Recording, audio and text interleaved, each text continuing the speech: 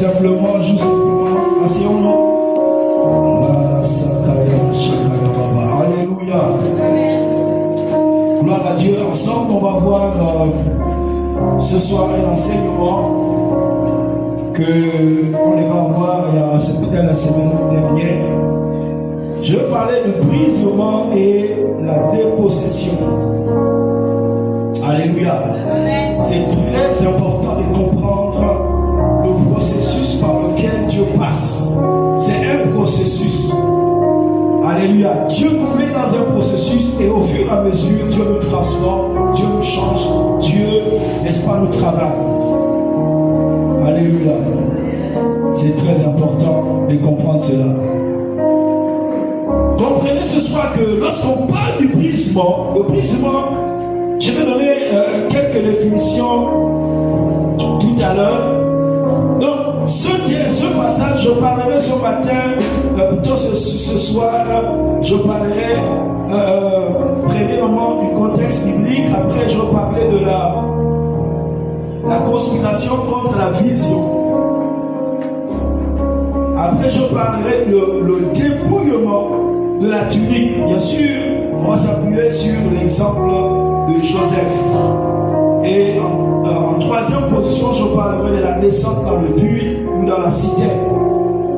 En quatrième position, je parlerai de la vente comme esclave. Après, je parlerai un peu du comment et du pourquoi Dieu brise. Parce que sans le brisement, tu ne peux pas graduer avec Dieu. Donne-moi un amen. Ok, gloire à Dieu. Je veux que l'on prenne le texte de base. Genèse, chapitre 37. On ira le verset 18 à 36.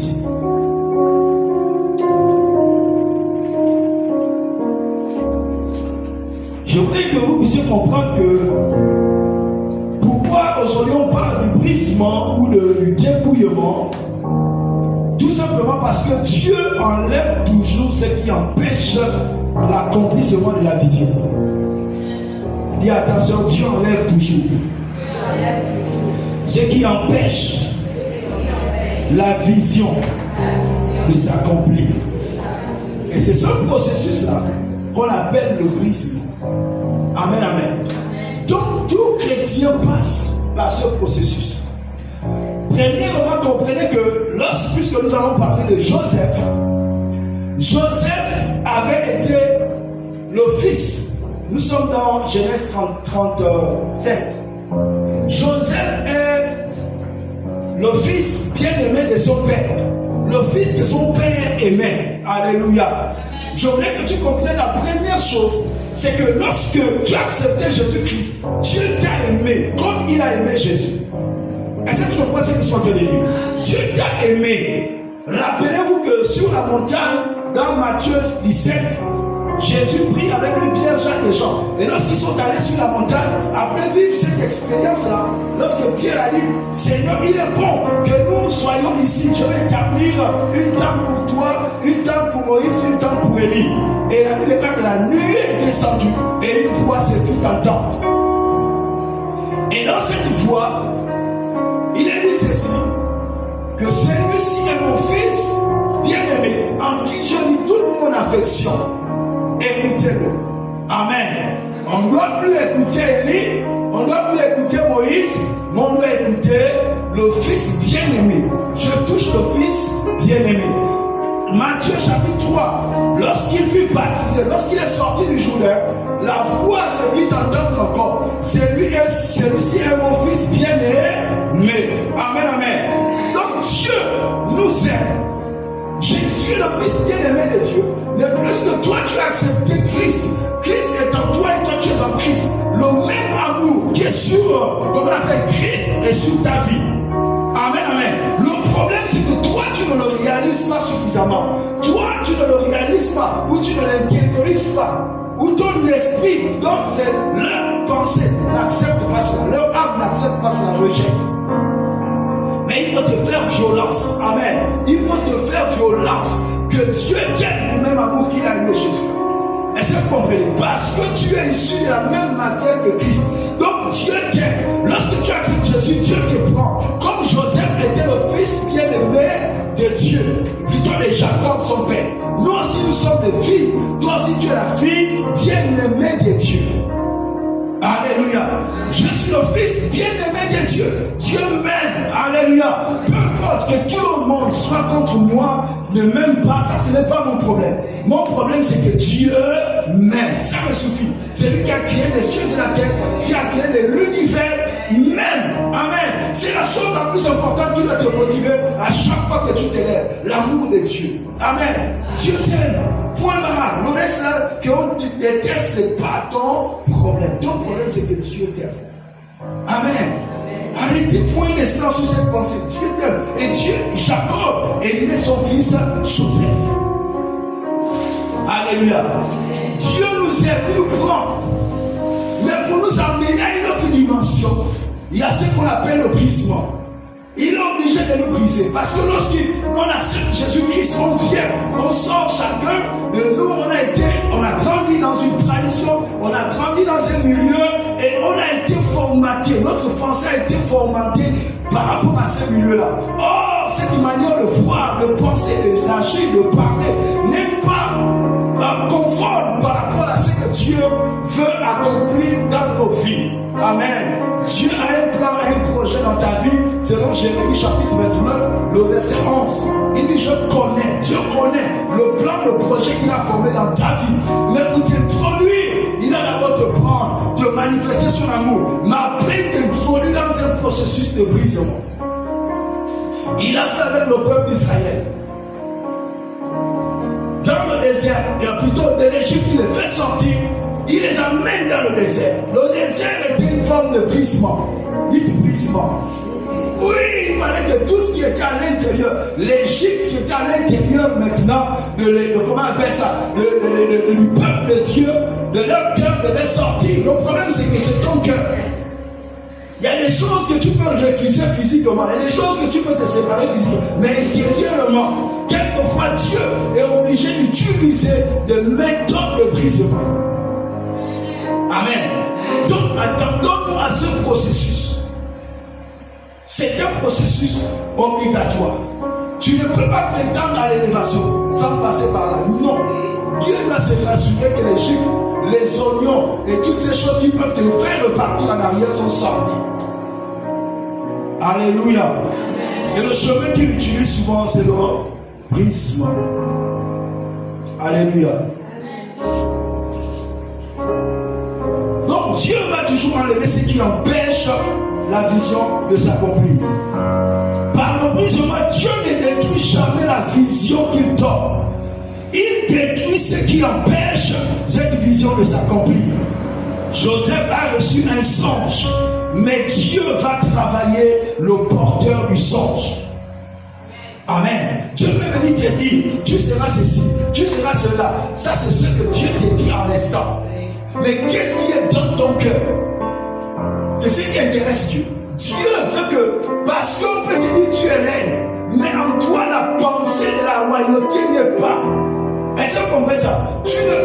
Tant que tu n'as pas atteint cette pensée-là, qui peut supporter, de porter la position que Dieu te donne, ou la vision que Dieu te donne, cela n'arrivera pas.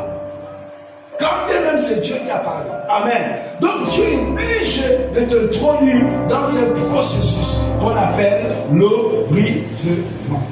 Alléluia. Nous sommes en train de voir l'exemple de Joseph. Amen. Je disais Joseph, plutôt Genèse 37, prenons le verset, lisons à partir du verset 18. Quelqu'un qui a la page ouvre et commence à lire.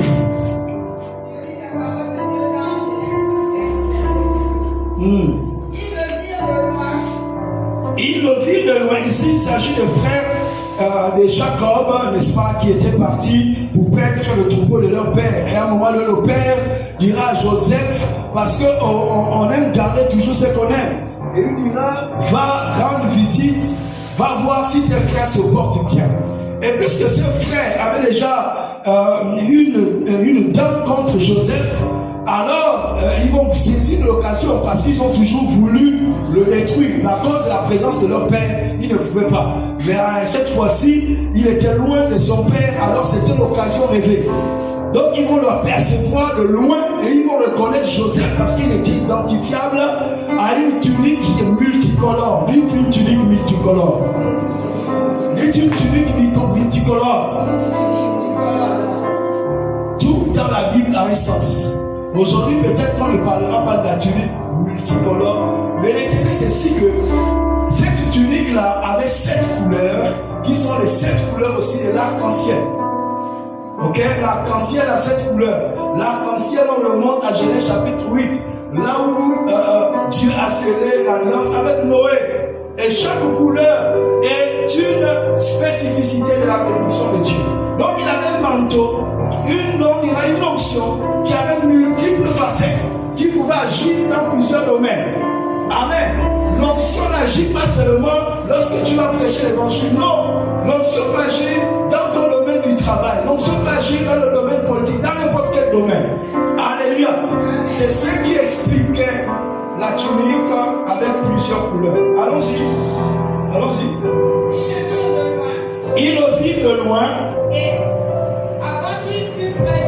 avant qu'il fût près d'eux, ils complotèrent de le faire mourir. Ils se dirent l'un à l'autre. Voici le faiseur des songes qui arrive. Venez maintenant. Tuons-le. Leur but c'était de le tuer. Amen. Dès que tu as une vision sur ta vie, dès que tu as une vision, tu as un but, tu as un dessein de Dieu sur ta vie. Écoutez, le camp ennemi, son projet, c'est de te tuer pour que cette vision-là ne puisse pas s'accomplir sur la terre. Rassurez-vous, dès que vous devenez chrétien, voici pourquoi on vous enseigne, vos yeux doivent s'ouvrir, vous devez vous positionner, comprendre que chaque jour, chaque nuit, il y a des esprits, il y a des entités qui vous guettent, mais dans le but de vous tuer. Rappelez-vous dans Jean chapitre 10, le verset 10, Jésus a dit ceci: le voleur ne vient que pour dérober, détruire et égorger. Amen. Il veut voler. S'il ne peut pas te tuer, il va voler les dons qui sont en toi. S'il ne peut pas, il va mélanger les doctrines pour que tu n'arrives pas à produire ce que Dieu t'a appelé à produire. Donc tu dois être en effet. Oui, allons-y. Et jetons-le dans une. Ils disent et jetons-le dans une des citernes. Nous dirons qu'une bête féroce l'a dévoré. Et nous verrons ce que deviendront ces songes. Lis jusqu'au verset 20. Le verset 21. Non, reprends le verset 20. Venez maintenant. Oui, venez maintenant. Tuons-le. Et jetons-le dans l'une des citernes. Nous dirons qu'une bête féroce l'a dévoré. Et nous verrons ce que deviendront ces songes. Écoute, frères et sœurs, ta vision, ton rêve, ce que Dieu te dit va toujours déranger ceux qui sont autour de toi ou ton, comment on appelle ça, ou tes ennemis. Amen, amen. Parce que ça vient du ciel. Tout ce qui vient du ciel est appelé à dominer sur la terre. Alors, les autres aussi sur la terre font tout pour que ça ne se passe pas. Donc, avant l'élévation, avant que tu ne sois élevé, frère, retiens cela, soeur, retiens cela que tu vas déranger. Lorsque quelque chose de Dieu commence à se former dans ta vie, lorsque tu commences à croire aux promesses de Dieu dans ta vie, c'est là où subitement les hommes qui t'ont abandonné depuis le passé ressortent maintenant. Vous venez jouer les traqueurs, vous venez jouer les donjons. Et ce que vous comprenez ce qui soit tenu, ce n'est pas fortuit. Vous comprenez ce que je suis en train de vous dire? C'est le monde des ténèbres qui planifie ces choses. Toi, tu te dis que non parce que peut-être tu es belle, mais parce que ta compréhension est limitée. tu ne comprends pas qu'il y a quelque chose en toi qui est en train maintenant d'émerger. Et le roi des ténèbres voit cela, a peur de cela. Il veut le détruire. Et la seule possibilité de détruire, c'est de prendre un homme ou de prendre une femme, d'envoyer vers toi pour détruire ce qui est en train maintenant, la flamme qui est en train de s'allumer. Parce qu'ils sont sur une terreur, ils ont peur. Amen. On peut t'étouffer de plusieurs manières. T'empêcher de prier, t'empêcher de faire ceci, t'empêcher à tous les niveaux. Retenez que vous n'êtes plus loin de l'élévation. Je proclame et je déclare que par ce processus, je déclare que tes yeux s'ouvrent, que ton entendement s'ouvre et que tu pèches un jour sur ta vie parce qu'il y a une promesse. Christ en toi, l'espérance de la gloire. Il y a quelque chose en toi, toute chose est déposée dans ta vie et tu vivras cela dans le nom puissant de aucun ennemi ne pourra stopper le processus dans le nom puissant de Jésus. Donne-moi un amen qui ouvre le ciel.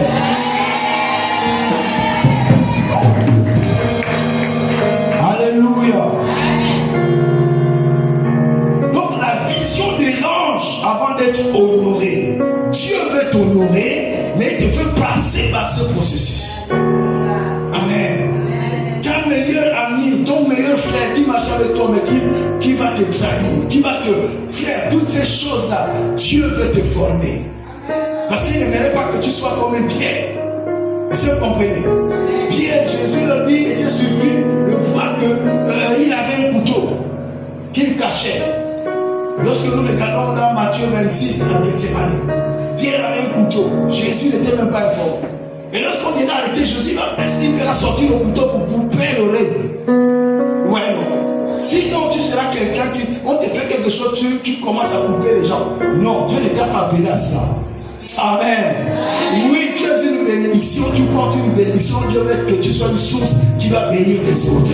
Alléluia. Au-delà de ce qu'on te fait, de ce qu'on t'a fait, voici pourquoi on dit il faut oublier ces choses. Alléluia. Il faut pardonner. Parce qu'il y a des grandes choses. C'est que Dieu relève, provoque toujours, révèle autant que moi. C'est que Dieu révèle, provoque toujours une réaction. Amen. Ici, dans le cas de Joseph, ses frères ont réagi. 2 songes. Lorsque vous regardez au début du chapitre 27, l'un des songes, ils étaient dans le champ en train de lier les gerbes. Ils étaient 11. Et 11 gerbes, n'est-ce pas, se sont prosternés autour de sa gerbe. Et il dit ça à ses frères, sans provoquer la haine de ses frères. Et il y a 15 jours, ils étaient encore assis à la maison, son père et sa mère et les autres frères. Et là, il va leur dire, j'ai vu un rêve, j'ai vu le soleil, la lune, les étoiles, 11 étoiles se prosterner devant moi. Là, le père prendra les devants parce qu'il connaissait que ses fils étaient violents. Alors là, rappelez-vous que c'est Siméon, je crois, et Lévi qui étaient partis tuer toute une ville. Ils ont tué parce qu'on avait déshonoré leur sœur Dina. Ils sont partis, ils ont tué toute une ville. Donc c'était des gars violents. Amen. Le père a pris devant, il a dit, hey, c'est quoi tes histoires de rêves là? Donc moi, ta mère et tes frères ont été là se prosterner devant toi. C'était pour calmer, et ça vous comprenez ça. Mais la Bible déclare que le père était conscient. Parce que le père était un homme spirituel. Il savait qu'un enfant là, il est choisi par Dieu. Amen, amen. Après moi, il savait qu'après moi, c'est cet enfant là. Alléluia. Donc frères et sœurs, lorsque tu es choisi de Dieu, tes frères vont se lever contre toi. Et ici, ils l'ont vu à distance, ils ont dit, bon, c'est l'occasion, on va le tuer. Amen. Mais béni soit Dieu. Dieu placera toujours une personne parmi les conspirateurs qui conspirent pour te tuer. Cette personne-là, Dieu la placera pour t'épargner. Je décrète, je proclame que toute coalition, tout complot contre ta vie qui visera à bloquer, n'est-ce pas, le potentiel ou le plan de Dieu dans ta vie, je décrète que cette personne se lève et que cette personne prenne ta défense dans le nom puissant de Jésus. Seigneur, nous te disons merci dans le nom de...